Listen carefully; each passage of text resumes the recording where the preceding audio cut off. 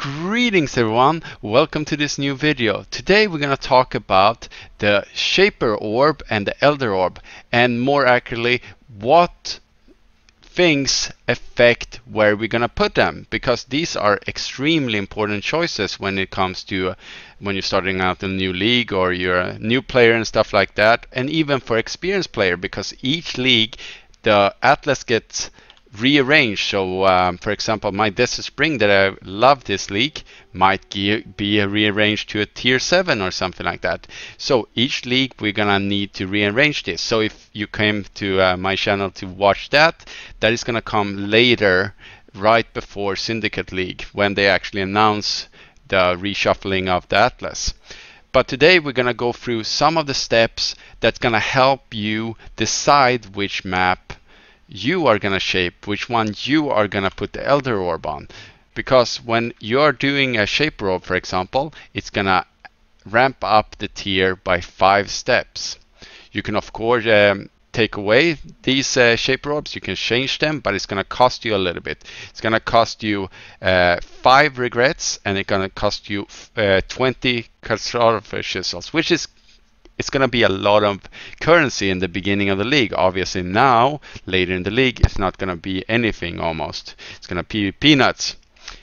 But there's some things that you want to take into account when choosing your maps. Do not just fall for the general meta and stuff like that because everyone is doing it. That's going to affect. You want to find yours, like I did in this league. First league, I'm actually making my own decision on this. So these are the things that you need to take a look at when choosing a map. First thing I always take a look at is the mob count of each map. There's some good links that I want to go for here. It's this YouTuber. He has done all the white maps and all the yellow maps in Betrayal League.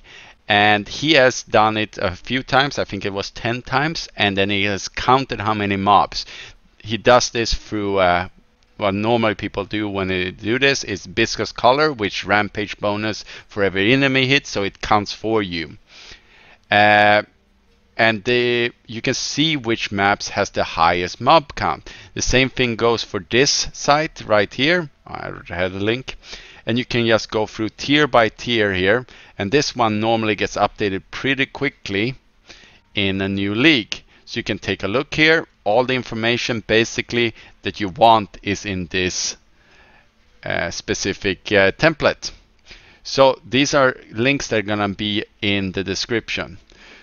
So why is mob count so important? Well, the more mobs you have on a map, the more currency, the more divination cards, the more rare items, the more maps it's gonna drop, and everything is just gonna be increased. So if we have one map with 650, like Celsius, extremely high mob count, and then we have another map, so like let's say this my tier 16, so Minotaur map, which might have 400. So obviously this one is going to drop more of everything because it has 250 more mobs on it, and that is on a white, completely cleaned out map, which means that when you use it up with more, with alchemy, quantity and everything, and sextants, everything, these are going to be multiplied on top. So if it already has a good mob count, it's going to be exploding exponentially and become even better. So this is something you might want to take into account. Well, this is something you're going to need to take into account, most definitely. The second one that you want to take into account is what kind of items is going to drop in that specific map. Obviously, the higher the tier, the higher eye level on the gear is going to drop. So random rares and stuff like that, or specific bases that can only drop for specific maps, like an opal ring that is going to give you an implicit on the ring that gives you elemental damage, which is very sought after. That might be an item you want to chase. So that means you might want to choose that specific map or something like that. But the highest calling when it comes to this map is divination cards. Divination cards can be highly profitable. That's why people run stupid maps, just because it has the divination card that is very valuable. So what I'm talking about here is, for example, the tower in this league. Great layout and everything. I have nothing against the tower. I tried a hundred of those. It's really fast. But the real draw is the divination card, the nurse. So if you gather up, I think it's 8 of those nurses, it gives you a doctor card, I believe, and 11 or something doctor cards give you a headhunter, which is going to sell for like 40 exalted. So obviously, if you get a lot of those nurses from this, it's an extra incentive over a map that does not drop any valuable divination cards. So that is something you need to take account into your calculation of, well, basically currency per hour when you're doing this. So thirdly would be the layout of something. So we usually talk about, when we talk about layout, it's if it's linear or circular, you can get to one end of the map to the other side and kill basically all the mobs, or anything below 50 is a good thing. Mobs left on the map. So when we're running around there, we do not want to backtrack. We don't want to go through doors or anything like that. We just want to get to the end fast, so we can jump into the same map again. So if it has a good layout compared to another one, so let's take cells for example. It does not have the best layout, but the mob count are great, so you can sit there and weigh. Do I want to spend 4 minutes on cells, for example, instead of spending 2 minutes on toxic sewer, which you can also use the elder orb on? So you're gonna think to yourself, do I want to spend that extra time for that extra loot and maybe extra divination cards and stuff like that? So this all is gonna take into account your currency per hour. Also, something here is that I find personally where it affect me is that even though toxic sewer is highly popular, and the same with tower and all these and stuff like that, is that I want to have an aesthetically pleasing map to run. That means it needs to be light, not dark. So like toxic sewer, I just want to kill myself after running these 100 maps.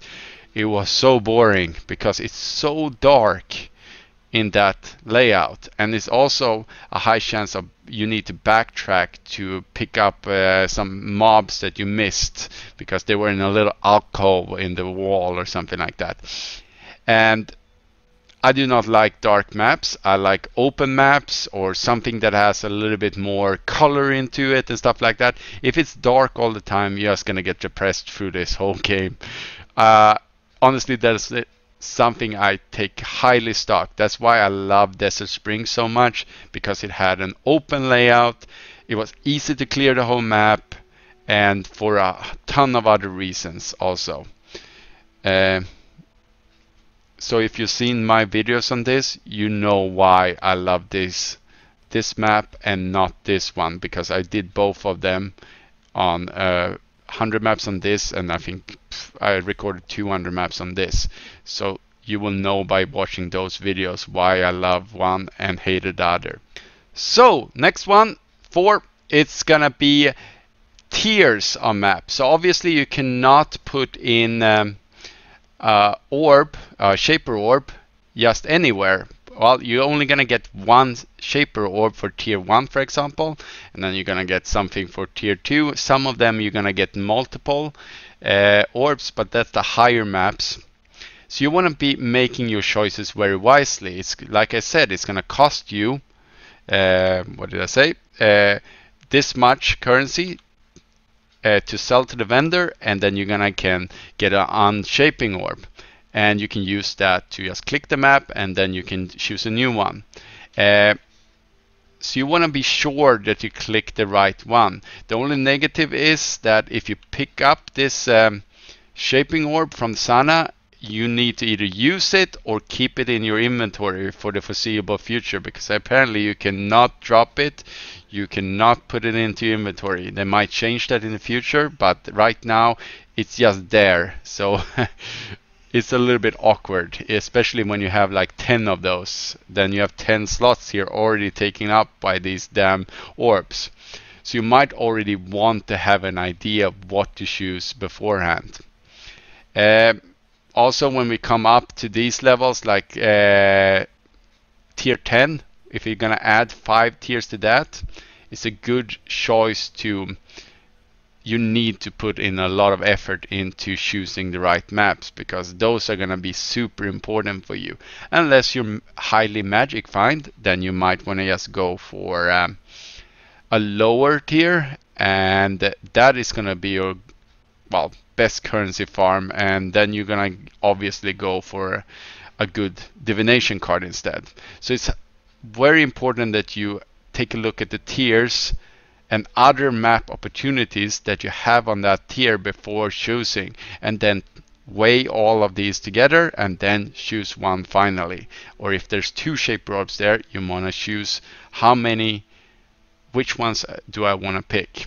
So for the next step, we want to take a look at investment opportunities. What I mean by this is, for example, Toxic Sewer is highly popular because it has a good place on the map. So you don't want to look through a little pinhole here and then like, oh, I'm choosing this map because it's really awesome. You also want to look at what is around that map. How will I utilize my terrain on the map around that to actually gain more currency, because Sextants is a big part of this game. So white Sextant is going to cost very little, and yellow Sextant is going to cost even more, a little bit more, and red Sextant is going to be super expensive. So you might not want to Elder Orb red map, because then you're going to need to invest in red Sextants if that is what you want to do with Sextant. But if I do Toxic Sewer, for example, I can use 1, 2, 3 white Sextant on this Toxic Sewer. Then I can just use the last 2, if I have 5 in total, on these 2, and I get 5 Sextants for almost no price at all. So that is a very low investment for a high level of currency per hour. So that is going to increase in my profits. So you want to take into account where the map is on there, and then go through the whole list like I've already shown you. One more thing is going to be the boss of a map.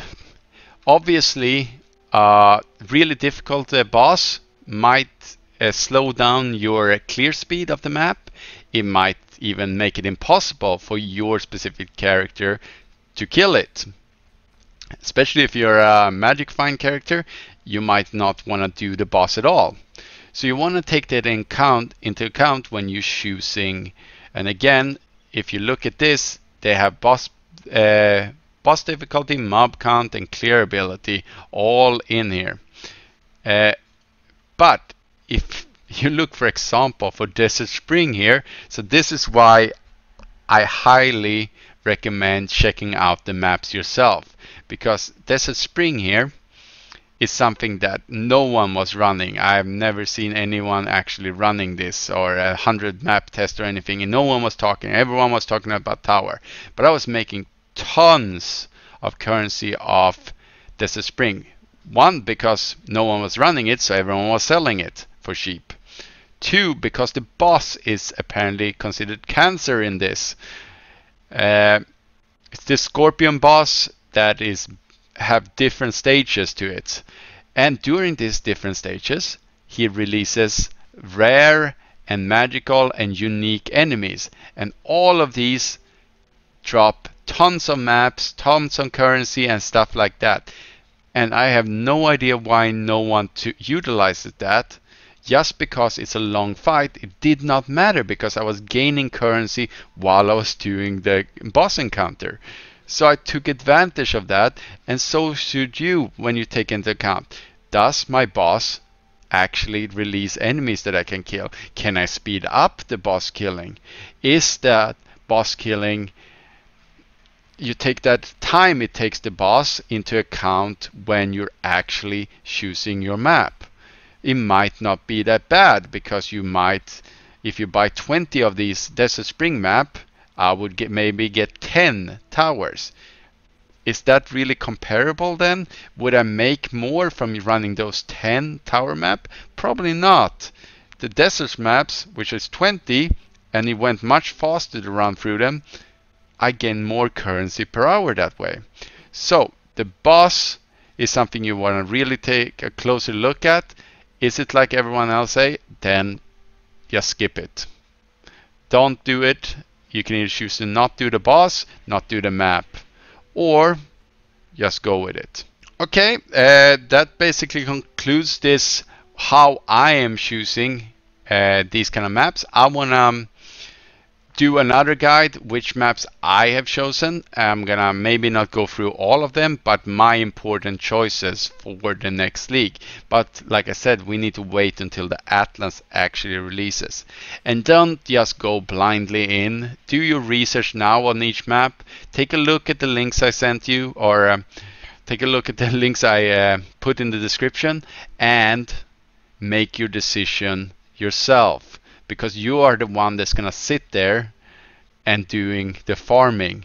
So if you are miserable doing it, then you're just gonna quit playing anyway. If you're having fun doing it, you're gonna continue. So you might just pick something that you like and are still profitable. If it's a win-win situation right there.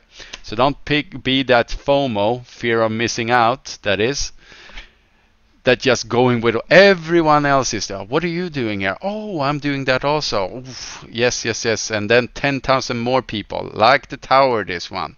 Of course, it's profitable, but I found it highly overrated unless you put in incredible investments into this with scarabs and stuff like that. And that is not the playstyle I want to play. So, thank you for watching. Hopefully this helped you all. And please subscribe to my channel. Bye bye.